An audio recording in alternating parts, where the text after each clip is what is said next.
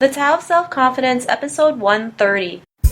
Welcome to the Tao of Self-Confidence, where I share stories of courageous women finding their inner journey to self-confidence 5 days a week.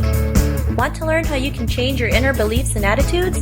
Download a free copy of the ebook by visiting thetaoofselfconfidence.com. Well, hello, friend. Welcome to the Tao of Self-Confidence, where I share stories of amazing women who have discovered their inner journey to self-confidence. I'm your host today, Sheena Yap Chan, and today I have an amazing lady who's all the way from Australia. She is known as the Naked Coach, and she's here today to share her story on self-confidence. And without further ado, I want to introduce you to Nina Concepcion. So Nina, how are you today? Maybe you can fill in a little bit more about yourself to our listeners. Hi, yes, I'm doing really well. How are you doing? I'm doing great. That's good.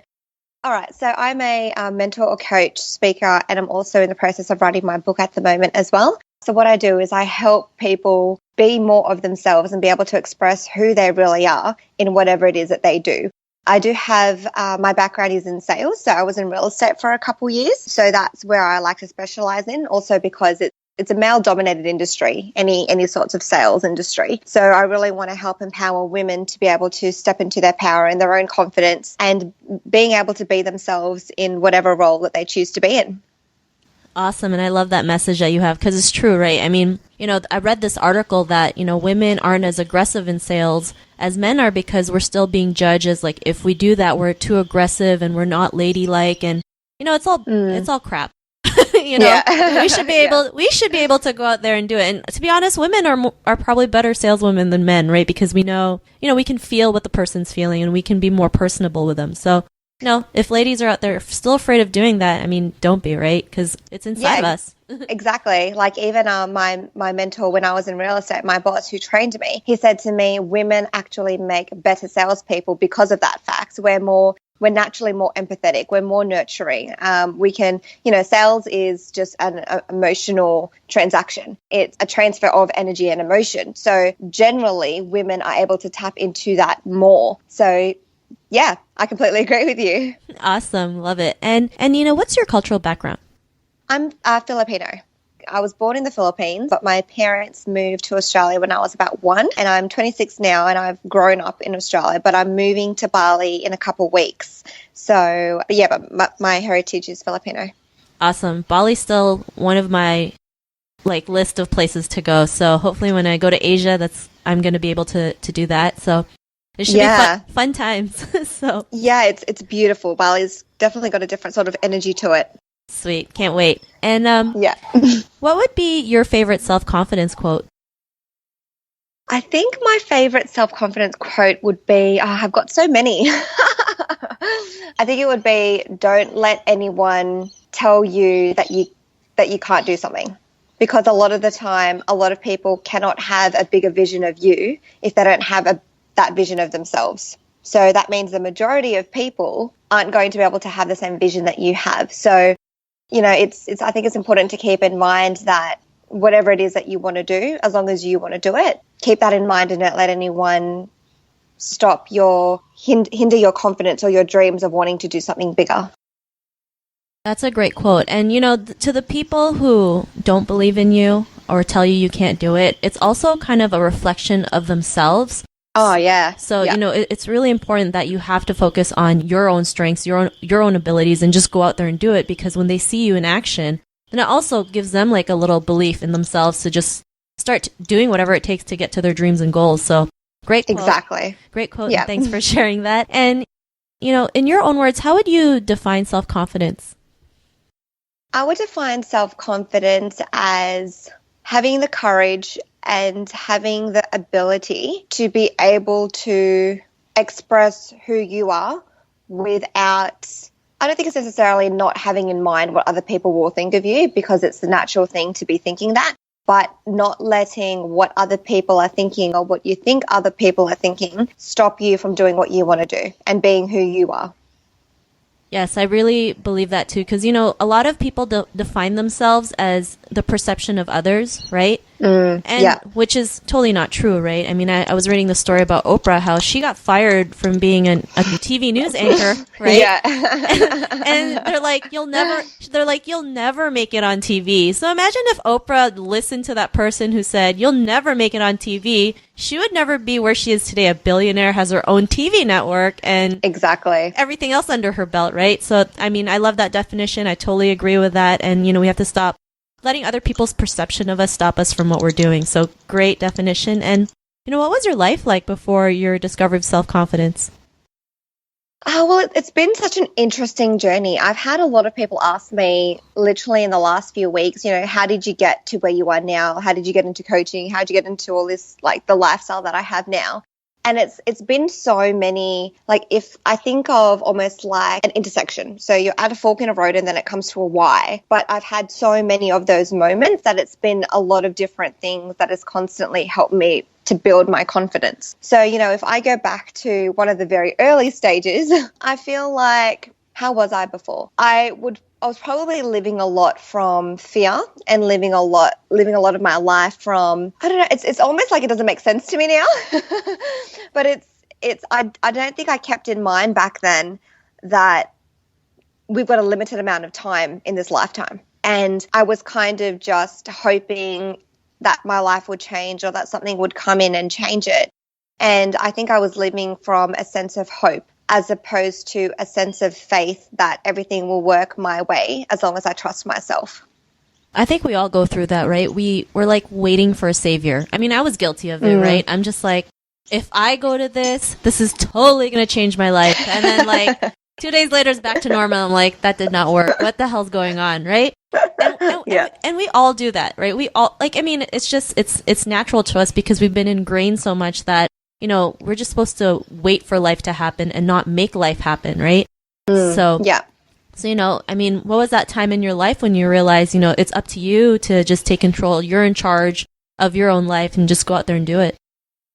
Oh, there's been so many. I think one of the biggest ones had to be when it scares me a little bit, but it's going to be in my book, so I might as well mention it. But I was sexually abused when I was younger and no one knew except me. And when I decided at about 12 to tell my parents what had happened, it was the scariest thing that I had ever done up to date. I feel like there's been scarier since then. But when I did that and I told my parents, I was depressed and I just got to a point where I was like, I can't continue living like this. Like I would intentionally hurt myself because I was in so much pain that I wanted the pain to be external instead of internal. And I was like, nothing's going to change unless I do something about it. And I can't keep this to myself anymore because I feel like I'm dying inside. So I knew that it had to be up to me to be able to take a stand and to be able to let my parents know how I was feeling and why I was feeling this way, instead of getting angry at them all the time or playing the victim and always being able to say, you don't understand me, you don't know what I'm going through, and it causes a sense of isolation. So I find the more that I'm able to actually, be honest, be myself, and actually move in the direction that I want for my life, it's a lot more empowering as opposed to waiting for life to change. Well, thanks for sharing that that part of your life. I mean, a lot of women, there's women out there who experience the same or similar situations, but they're too scared to talk about it because, some of them feel ashamed. Some of them feel like it's their fault when it's not, right? I mean, yeah. The more we voice out things like this, the more women can come up and stand up for themselves and take charge of their own life. And, especially you at 12, like nobody thinks about that at 12, right? And for you to make that powerful decision, like it's amazing, right? Because then that's when the magic happens. You tell your parents the truth, and you stop living this life where it's like you're waiting for life to happen. You just realize, in order for this to happen, I have to make that decision. So, after that moment in your life, what's your life like now? Oh my goodness, I think I believe a lot of things in life are like a muscle. Intuition, I believe, is a muscle. The more you listen to yourself, the stronger it gets. I also believe courage is a muscle. And self-confidence is also, for me, a big muscle. And I found that when you tackle the biggest thing in your life that scares you the most, everything else starts to get easier. The challenges get bigger, and there are more challenging things that come. But because you've started building that muscle and you've tackled the biggest demon or the biggest battle that you're having, it gives you a sense of confidence that you can't really explain. So because that was the biggest thing in my life at that time, that was the scariest thing that was going on with me, the fact that I told my parents, it literally, the next thing I remember was I'd never felt more myself after that. Like, yes, there was pain, and yes, there was crying, and yes, there was grieving and all that kind of stuff. But after I healed from that, I've really been able to make that situation into something that empowers me. So because of what's happened, I'm not someone who gives into peer pressure. I'm not someone who does, synthetic drugs. I'm not someone who goes out and gets super pissed every single weekend. I've been able to build on my strength and my character and my confidence from that situation, and also the way that I've responded to that situation. I really like another quote. It says, "It's not what happens to you, it's how you respond to it." I love it. And it's true, right? I mean, we all go through obstacles, challenges, dark times in our life, but it's all about how we react to it that matters the most, right? People feel like, oh, I'm the only one, like you said, you don't understand what I'm going through, but there's people out there who have similar situations and is able to come out of it. So, I mean, if it's possible for one person, it's possible for anybody. So exactly. Thanks for sharing that. And you're welcome. Nina, to the woman who's listening to your episode, she may be in her own journey to self-confidence or has a similar situation that you went through. What would be that one tip you would give to her? I think the one tip, can I give two? Yes. The first one, I think, would be to talk to someone about it. Talk to someone who you trust and who's important in your life, because it's so important, I believe, to have that support. The second one, I think, is to take every day as it comes. Just say one day at a time, one day at a time. Because I remember when I was depressed, I thought the whole world was going to end. It was like I was just waiting for my death. And I just thought that every day was going to get worse and worse and worse and worse. But it really does get better if you put in the work in pulling yourself out of that negativity. So if you just see one day at a time and just find something one day that you enjoy doing and that makes you smile, even just surrounding yourself with people who make you smile and that support you, that goes a really, really long way. Awesome, and love those tips. And it's true, a smile can change a person's attitude, energy, because it's such a simple and powerful thing. It just helps someone become happier. Yeah. I just remember one time I was at the airport, and how sometimes there's this long lineup, right? And you're like, oh, when am I going to get my turn, or when can I get through this line? And there's this guy who's in the baggage claim, and he's just singing and happy and just full of life. And because he's so happy, everyone else was just, their moods instantly change, and waiting in line was more enjoyable instead of oh, so. It makes a huge difference. And it does. And Nina, if our listeners want to get to know, more about you and what you do, is there any links or social media profiles we can connect with? Yeah, so I've got Nina Concepcion is my Facebook name. It's also the name of my public page. I've got my Instagram, which is #Nina_K, the letter K and then the letter C. And I've also got my website going up in the next couple of weeks. So it's www.thenewview.com. Awesome. Well, thanks for sharing that. And our listeners, if you want to connect with Nina, you can also head on over to thetowofselfconfidence.com and search for Nina's name. Her show notes will pop up along with everything else we talked about. And I really just want to thank Nina for taking the time to share her story with us. So thank you so much. You're welcome. Thank you for having me.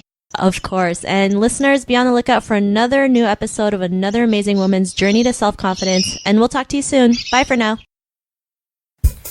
Thank you for joining us on another episode of The Tao of Self-Confidence.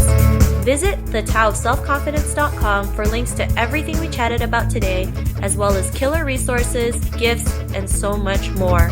Subscribe to The Tao of Self-Confidence on iTunes or Stitcher to hear more stories of amazing women finding their inner journey to self-confidence.